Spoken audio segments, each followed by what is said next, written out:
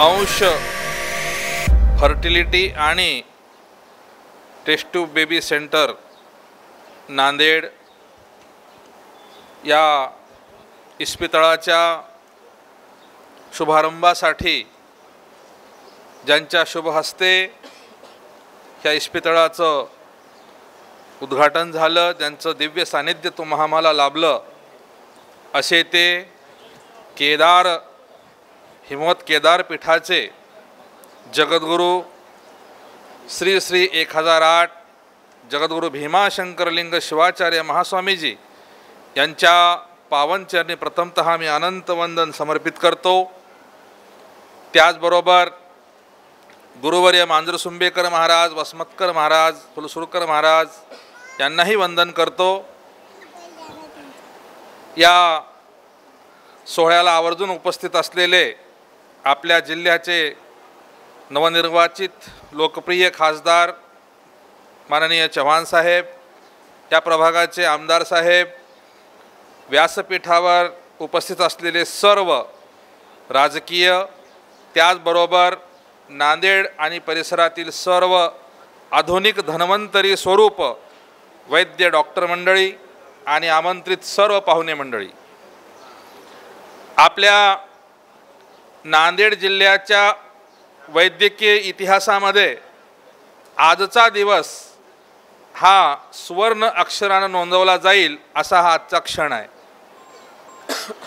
आजच्या या आधुनिक जीवनशैलीमध्ये अनेक दाम्पत्य हे अपत्यापासून वंचित आहेत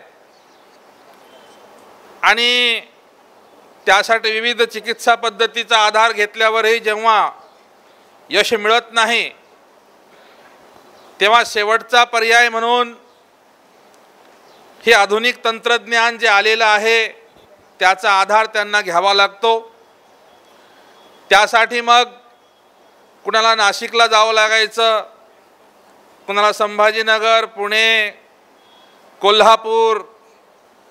आता या बोमनाळे परिवारानं या आपल्या परिसरातील जे वंध्यत्वानं त्रस्त झालेले दाम्पत्य आहेत त्यांच्यासाठी ही चिकित्सा पद्धती, उपचार पद्धती आपल्या नांदेड शहरामध्ये आजपासून आरंभ करून एक प्रकारे या परिसरातील अपत्यहीन असलेल्या दाम्पत्याच्या सेवेसाठी आरंभ केलेलं हे एक पुढचं पाऊल आहे।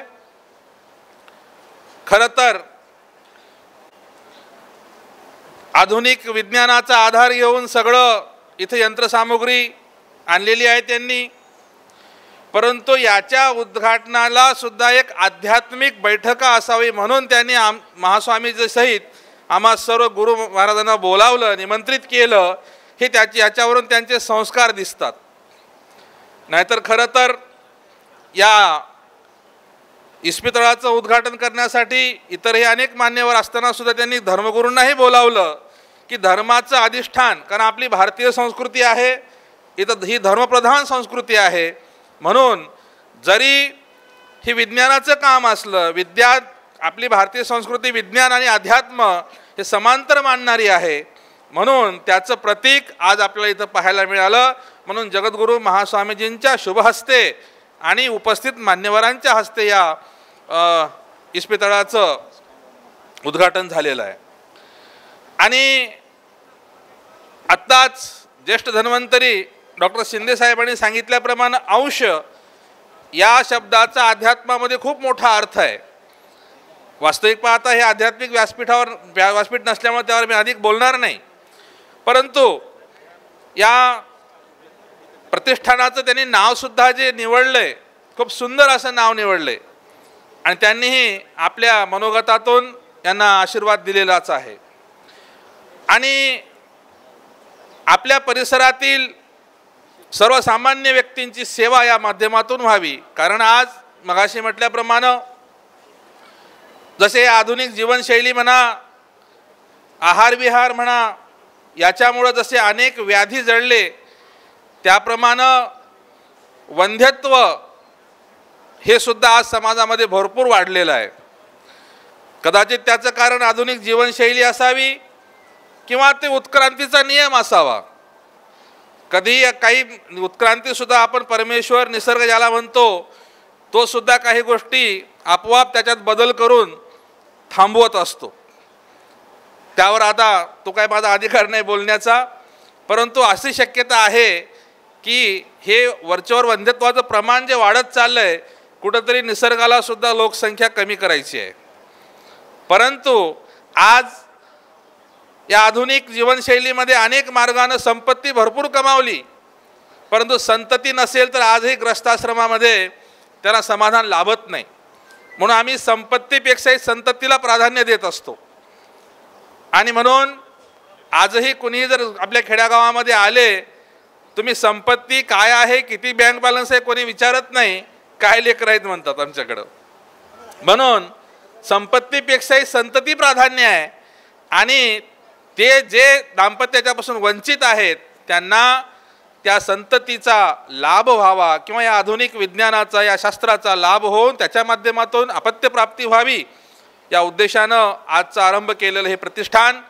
या प्रसंगी मी अधिकचं न बोलता एवढं सांगू इच्छितो की नांदेड जिल्हा हा आपला बहुतांशी हा दुष्काळी भाग आहे, गोरगरीब जनता आहे आणि त्या जनतेला जे देऊ शकतात त्यांचं तर गोष्ट काय, मग ते नाशिकला जातील, कदाचित विदेशात जाऊनही ट्रीटमेंट घेतील, परंतु जे जनसामान्य लोक आहेत आणि हे परिवार आत्ताच आमच्या खासदार साहेबांनी सांगितल्याप्रमाणे शेतकरी कुटुंबातून आलेले आहेत, हे आपली मूळ जाणतात, म्हणून त्या जनसामान्याच्या सेवेसाठी म्हणून त्यांनी हे सेंटर इथं आज आरंभ केलं आहे।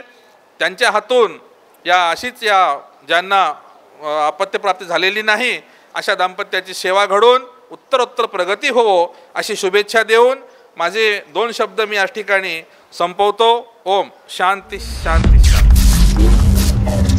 धन्यवाद गुरुवर्य।